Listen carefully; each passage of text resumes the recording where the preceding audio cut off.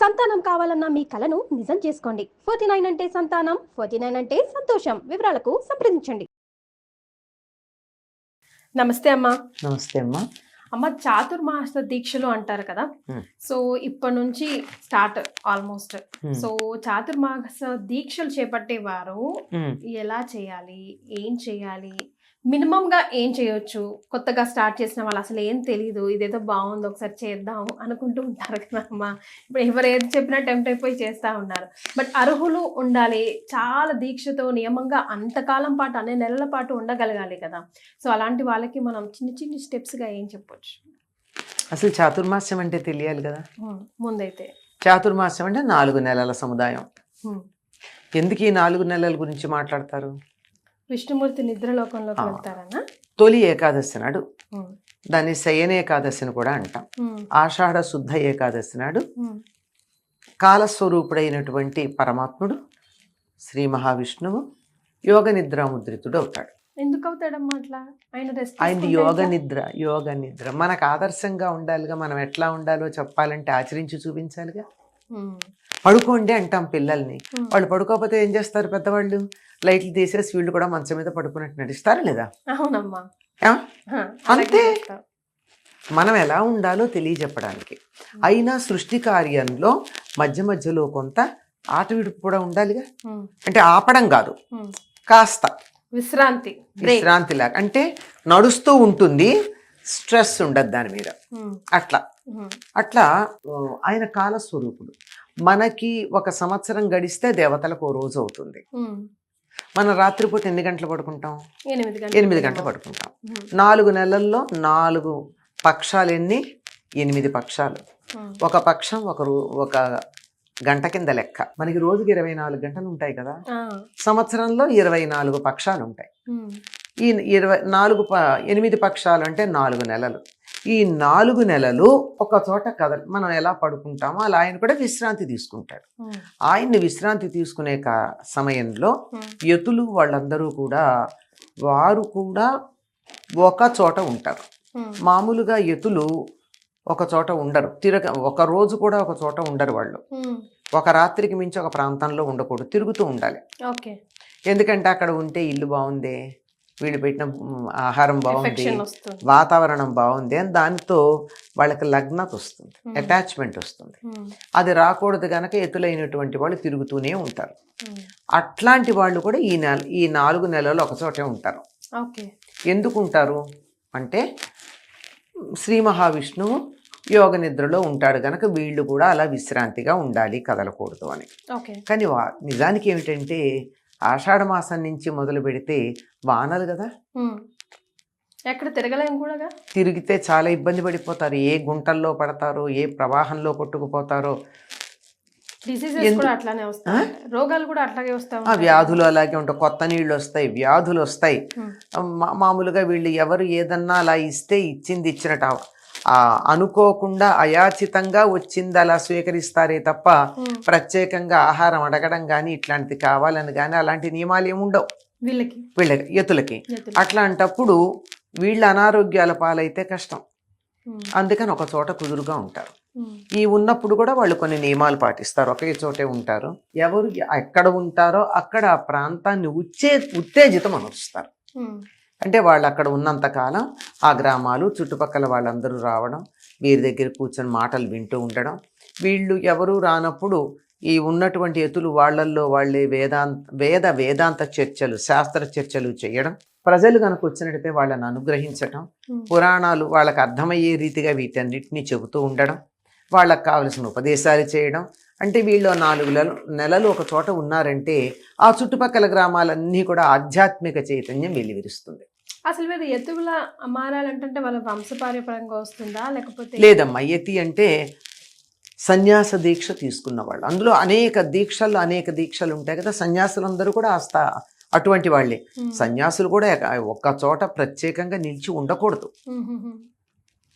ఒక ప్రత్యేకమైన సంస్థలాగా ఒక పీఠం లాంటిది ఏమన్నా ఉంటే తప్ప వాళ్ళు తిరుగుతూనే ఉంటారు. అట్లాంటి వాళ్ళు ఒక చోట అంటే సన్యాస దీక్ష తీసుకున్న వాళ్ళు అనుకోండి, అచ్చా ఓకే. వాళ్ళు కదలకుండా ఉంటారు ఈ 4 నెలలు.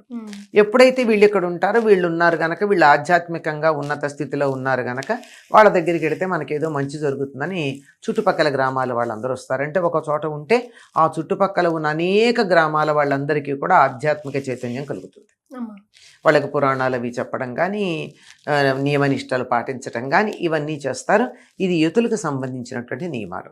మీరు ఇందాకన్నారే కొత్తది ఏదన్నా చెప్తే చూద్దాం ఎట్లా ఉంటుందో మనకు కూడా అని, గృహస్థులకు కూడా ఉంది ఈ చాతుర్మాస్య దీక్ష.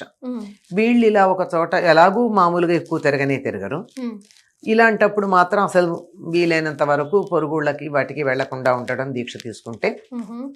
పొలిమేర దాటొద్దంటారు కదా, అది అదే ఊళ్ళు వెళ్ళకపోవడం అంటే అదే పొలిమేర దాటకుండా ఉండడం. తర్వాత వీళ్ళకి ఆహార నియమాలు ఉంటాయి. సరే, యుతులకైతే ఎప్పుడు నియమాలే అనుకోండి. వీళ్ళు ఈ 4 నెలల్లోనూ మొదటి నెలలో కూరలు తినరు. అసలే వెజిటేబుల్స్, కూరగాయలు, ఆకుకూరలు ఏవి తినరు. ఆకుకూరల్లో ఒక పొన్నగంటాకు ఒకటి అనుమతించబడిందిట. పొన్నగంటి కూర అదేమిటో ఏమిటో మరి తెలియదు, విశేషం. అందువల్ల అదొక్కటి తినొచ్చు ఫస్ట్ నెల మొత్తం. అదొకటే ఆకు రోజు ఎక్కడ తింటారు? నాకు తెలిసింది అదొకటి. ఇంకా 1-2 ఉన్నాయట. అవి తప్ప మిగిలిన కూరలు ఏవి తినరు. 2వ నెలంతా పెరుగు తినరు. 3వ నెలంతా పాలు తినరు. 4వ నెలంతా ద్విదళాలు తినరు, అంటే పప్పులు తినరు, అసలు పప్పు తినరు.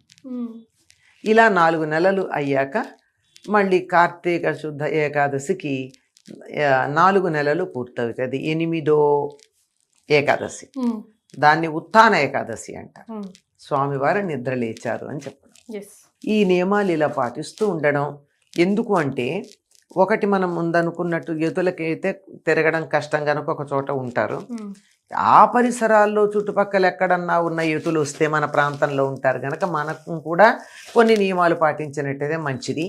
ఈ తిన్న ఆహార నియమాలన్నీ ఆరోగ్యానికి సంబంధించినటువంటివి. గృహస్థులు ఎందుకు వీటిని, ఇంకా చాలా ఉంది. ఏకభుక్తం, ఒకసారి భోజనం చేయాలి గృహస్థులకి. అసలు సన్యాసులకైతే అలాంటివి ఏం చెప్పక్కర్లా, వాళ్ళు ఉండేదే ఎప్పుడు అలాంటి అతి తక్కువ ఆహార నియమాలతో ఉంటారు. ఒక పూటే భోజనం చేయాలి, బ్రహ్మచర్యం పాటించాలి, మద్యపానం, ఇంకా ఎలాగూ ఉంటాయి కదా అవన్నీ, అందులో భాగాలే కదమ్మా. బ్రహ్మచర్యం అని చెప్పిన దాంట్లోనే ఆహార నియమాలు అనగానే ఇవన్నీ వచ్చేస్తాయి. ఇలాంటివేవి చేయడానికి వీల్లేదు. తర్వాత గ్రామం దాటి వెళ్ళరు. ఇది మనకి నియమంగా చెబితే దీని వెనకాల ఉన్న ఉద్దేశం ఏమిటంటే, ఆరోగ్య సూత్రాలు ఒకటైతే సరిగ్గా పొలం పనులు మొదలవుతాయి. ఓ పట్టాన్ని ఇంటి పట్టున ఉండండి, చక్కగా ఆరోగ్యంగా ఉండండి, పొలాన్ని బాగా చూసుకోండి. ఊరు వెళ్ళారనుకోండి, సరదాగా వెళితే 4 రోజులు ఉండిపోవచ్చు, చెప్పలేము. ఈ రోజుల్లో లాగా ఇలా ఎగిరి అలా ఎగిరి రావడం కాదు కదా. అంతే కదమ్మా, అంతే కదా. అందువల్ల నెమ్మదిగా ఉంటాయి కనుక ఉండండి, పనులు చేసుకోండి, కుటుంబాన్ని చూసుకోండి. వీళ్ళకు కూడా ఇబ్బందే, వానల్లో బయటికి వెడితే ఎప్పుడు తిరిగి వస్తారు? ఇబ్బంది ఎక్కడో ఆగిపోతే ప్రమాదమే కదా. అంటే ఒకప్పటి మాట అది. ప్రయాణ సౌకర్యాలు ఇప్పుడున్నంత అధికంగా లేవు. ఇప్పుడున్న సౌకర్యాలు భయంకరంగా కూడా ఉన్నాయి, భయావహంగా ఉన్నాయి, భయాన్ని కలిగిస్తున్నాయి.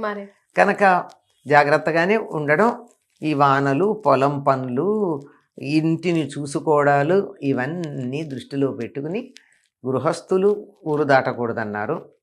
సరే, వారి ప్రాంతానికి వచ్చినటువంటి చాతుర్మాస్యం చేసేటటువంటి వారి యొక్క అనుగ్రహం కూడా పొందడానికి వీలవుతుంది. ఇక్కడి వాతావరణం కూడా ఎట్లా ఉంటుందంటే, ఇంకా ఇప్పుడిప్పుడే దక్షిణాయనం వచ్చింది. దాంతోనే మన శయనేకాదశితోనే దక్షిణాయన ప్రారంభం. 1-2 రోజులు అటు ఇటుగా ఈ దక్షిణాయనం రావడం జరుగుతుంది. నెమ్మదిగా వానలు అవి ఎక్కువగానే ఉంటాయి. పగలు ఎక్కువ ఉంటుంది కానీ, పగలు ఎక్కువే ఉంటుంది కానీ చీకట్లు ఉంటూ ఉంటాయి. అంటే వాతావరణం అంతా అలా ఉండి చికాగ్గా ఉంటుంది. ఇట్లాంటప్పుడు ఎక్కడికి వెళ్ళకుండా ఇంటి పట్టు ఉండటం అంత మీలు మరొకట్లేదు. అమ్మ ఒక కమెంట్ చదివానమ్మా, భలే ఫనీగా అనిపించింది నాకు, ఉమ్, కొంచెం అర్థవంతంగా కూడా ఉంది. ఉమ్. అయితే విష్ణుమూర్తి నిద్రలో ఉంటారు కాబట్టి అందుకేనా గ్రామ దేవతలకి ఎక్కువగా ఈ కాలంలో పూజలు అవి చేస్తూ ఉంటారు. హ్మ్. ఇక విష్ణుమూర్తికి అంటే అయ్యవారికి కాస్త రెస్ట్ ఇచ్చి కొంచెం అమ్మవారిని ధ్యానం చేయండిరా నాయనా అని చెప్పడానికేనా అని ఒకరు కమెంట్ చేశారు. అమ్మాయి గ్రామ దేవతలందరూ పార్వతీదేవి యొక్క అవతారాలు. ఉమ్, విష్ణుమూర్తి సోదరి ఆవిడ, ఉమ్, భార్య కాదు. ఉమ్, అంటే అమ్మవారికి కూడా చేస్తారు.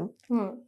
ఎక్కువగా ఇప్పుడు బోనాలు ఇవంతా గ్రామ దేవతలకు సంబంధించిన అంటే ఈ పండుగలు. గ్రామ దేవతలకి చేసేవన్నీ కూడా వేరే అంతరార్థం ఉందమ్మా. అంటే చమత్కారంగా వాళ్ళ ఆ మాట అన్నా, ఉమ్, ఇప్పుడు చేయవలసింది ఏంటంటే గ్రామాన్ని రక్షించేది వాళ్ళు గ్రామ దేవతలు. ఉమ్, అందుకే ఈ గ్రామ దేవతల ఆలయాలన్నీ ఊరి పొలిమేరల్లో ఉంటాయి. ఉమ్. పొలిమేర దాటొద్దని చెప్పారు, మనకు గుర్తుందా? అవునమ్మా, చాతుర్మాస దీక్షలో. అందులో ఎందుకు దాటకూడదంటే ఆవిడ జాగ్రత్త, నువ్వు బయటికి వెళ్తే ఇబ్బంది పడతావు, నిన్ను జాగ్రత్తగా చూసుకోవాల్సిన బాధ్యత నేది, లోపలిపో అని చెప్తుంది అనమాట. ఉమ్, అందుకే బాగా అంటువ్యాధులు వ్యాపించే కాలం ఇది. ఉమ్, గ్రామ దేవతలకి కొలుపులు చేయడం కూడా అందుకే. అమ్మా గుర్తు చేస్తున్నామమ్మా, అంటువ్యాధులు వస్తాయి, మమ్మల్ని కాపాడు అని ఆవిడ్ని ప్రార్థించుకుంటూ ఉంటాం.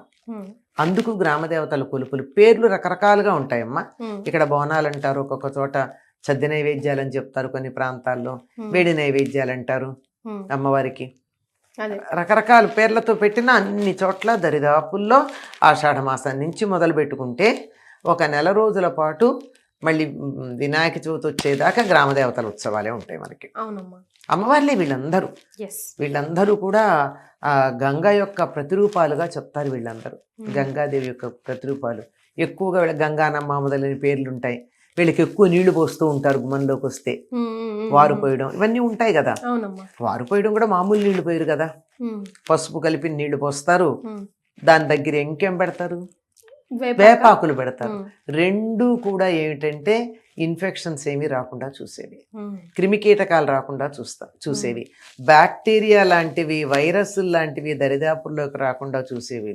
అవి పోసి మా ఇళ్ళకి రావద్దు, మా ఇంటికి రావద్దు అని చెప్తూ అమ్మవారు వస్తోంది అని ఆవిడ కోసం పోసినట్టు పోస్తాం, ఏమీ రాకుండా ఉంటాయి. ఎస్. అమ్మ, చాతుర్మాసంలో ముఖ్యంగా విష్ణు సహస్రనామాలు కానీ లేదంటే విష్ణునామ జపం కానీ చేస్తే కలిగే ఫలితం ఎలా ఉంటుందంటారు? బాగుంటుందమ్మా. ఎప్పుడైనా సరే విష్ణు సహస్రనామం సత్ఫలితాలను వెంటనే ఇచ్చేటటువంటి స్తోత్రంగా చాలామంది చెప్తారు. ఉమ్, దాంట్లో చాలా నామాలకి, చాలా శ్లోకాలకి ఉమ్, 108 శ్లోకాలు ఉంటాయి కదా. ఈ 108 శ్లోకాలకి ఒక్కొక్క శ్లోకానికి ఒక్కొక్క ప్రయోజనం ఉందంటారు. ఉమ్, ఎందుకంటే మనకి 27 నక్షత్రాలు ఉన్నాయి. ఉమ్, 27 నక్షత్రాల్లో నక్షత్రానికి 4 పాదాలు ఉన్నాయి. ఉమ్. మొత్తం ఎన్ని పాదాలు అయినట్టు 27 × 4 108. 108. కనుక మనం ఏ నక్షత్రంలో ఏ పాదంలో పుట్టామో తెలుసుకుని ఆ పాదానికి సంబంధించినటువంటి శ్లోకాన్ని గనక బాగా చదివినట్టయితే ఉమ్, ఎక్కువ ఫలితం ఉంటుందని, తప్పనిసరిగా ఆ రకంగా చేయాలని. ఏమో నాకు తెలియదు నేను ఏ నక్షత్రంలో పుట్టానో ఏ పాదంలో పుట్టానో తెలీదమ్మా.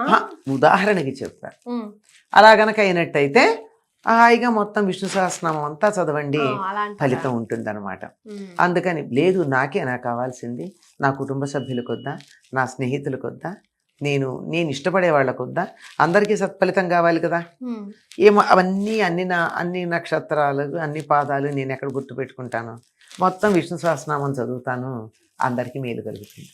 yes. అందుకని విష్ణు సహస్రనామ పారాయణ తప్పనిసరిగా ఈ మాసాల్లో చేయమంటారు.